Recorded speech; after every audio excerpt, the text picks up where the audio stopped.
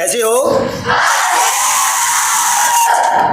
मैं अपनी स्पीच को स्टार्ट करने से पहले किसी का धन्यवाद नहीं करना चाहूँगा, क्योंकि ये मेरे सभी छोटे भाई हैं और इनकी मैं ड्यूटी लगाना चाहूँगा कि आपकी कीमती समय में से तब भी 1 मिनट का समय भी लगेगा मिले आपको तो मेरे school Navyug senior secondary school में वो टाइम आप लोग दोगे।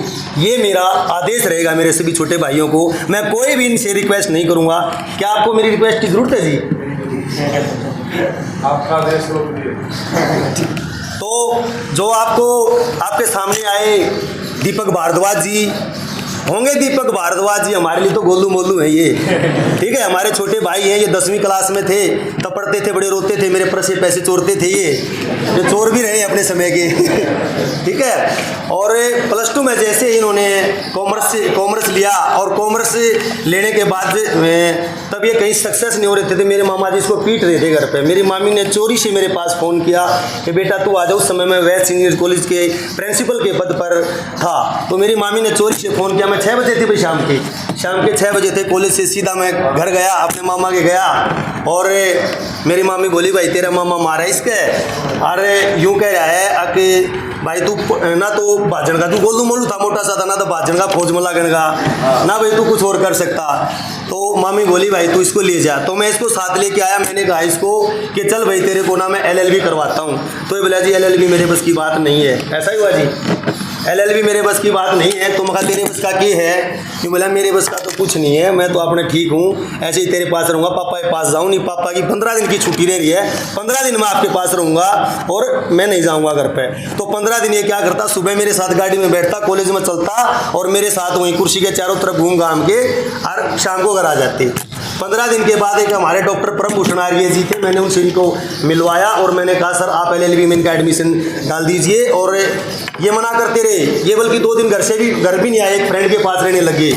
तो मैं फिर इनको ढूंढ के लेके आया, फिर मैंने इनको कॉलेज में डाला।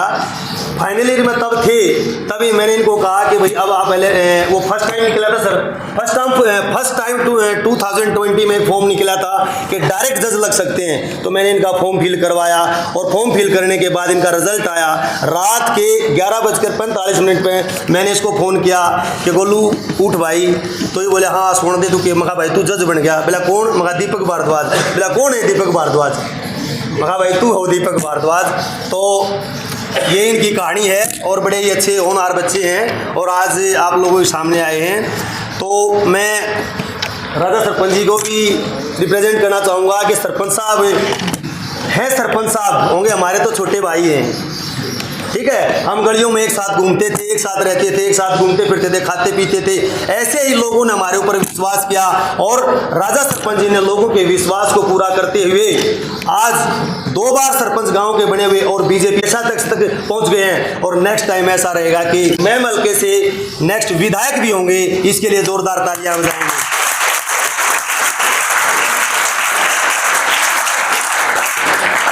जो हमारी सारी राजनीति को भी देखते हैं, हमारे छोटे भाई हैं। उसके बाद मैं विष्णु जी के बारे में भी आप लोगों को बताना चाहता हूँ। विष्णु जी हमारे छोटे भाई हैं। विष्णु जी ने अपनी शुरुआत प्लॉटिंग से की और आज गोकुल धाम में 200 एकड़ की ज़मीन के एक साथ सौदे करते और एक ही दिन में प्लाट बेच देते हैं। और हमारी कोई भी साइट होती है आसी में, हिसार में, 1 घंटे के अंदर हम प्लाट बेच के आत्मसलते हैं। क्यों जी? ऐसा ही 1 घंटे के अंदर सारे प्लाटों को बेच देते हैं। और हमारी प्रॉपर्टी का आज के टाइम पर 80 हिसार का हमारी प्रॉपर्टी का जो सारा का सारा वर्क भाई विष्णु जी देखते हैं। और भाई किसी ने प्लाट प्लुटा की ज़रूरत हो, कुछ हो आपके पेरेंट्स वगैरह को, तो भाई को कॉल कर लियो, बता दियो। टीचर्स लोग भी आप लोगों की सैलरी अच्छी कर दी हमने, तो ले सकते हो प्लाट। उसके बाद मैं जयदीप जी को भी रिप्रेजेंट करना चाहूँगा। जयदीप जी क्या हैं आज बैंक के मैनेजर, बट 10वीं में फेल होने वाले बंदे यही हैं। 10वीं में इनका कम पार्ट आया था, मेरे फूफा जी इसका मारने लग रहे थे। मैं इसको लेके गया, ये बोला मैं को नहीं करूँ कुछ भी। तो मैंने इसको हमारे रोहतक प्रांगण में नेवी की भर्ती चली हुई थी, मैंने इसको ऐसे ही बगैर जूतों के भगा दिया और ये वहाँ पर भागे और ये फर्स्ट आए और उसके बाद इन्होंने नेवी का एग्ज़ाम दिया और ये नेवी सेलेक्ट हो गई। ऐसा ही हुआ जी। ये नेवी सेलेक्ट हुए, 15 साल की नौकरी करने के बाद नेवी से रिटायर्ड हुए। आफ्टर दैट मेरे से मिले, रिटायरमेंट होने के बाद मेरे से मिले, मेरे को बोले भाई अब क्या करूँ। मैं कहा तू बैंक की नौकरी कर, तेरे को कंसेशन मिलेगा पूरा। तो बैंक में भाई ने पहले राजस्थान बैंक में ट्राई किया। राजस्थान बैंक में किस पोस्ट पर गए थे जी? गुजरात में ज्वाइन किया। गुजरात में 1 महीना ज्वाइन करने के बाद इसका फिर वहाँ मतलब मन नहीं लगा। उसके बाद ये दिल्ली SBI बैंक में इन्होंने ज्वाइन किया। इसके लिए मैं जोरदार तालियां आपसे चाहूँगा। एक छोटी सी उम्र में इन्होंने भी, और मैं अपने लिए भी तालियां बजवाना चाहूँगा आप लोगों से कि मैंने जिनको तराशा उन्होंने मेरे निशाने पर खरे उतरे।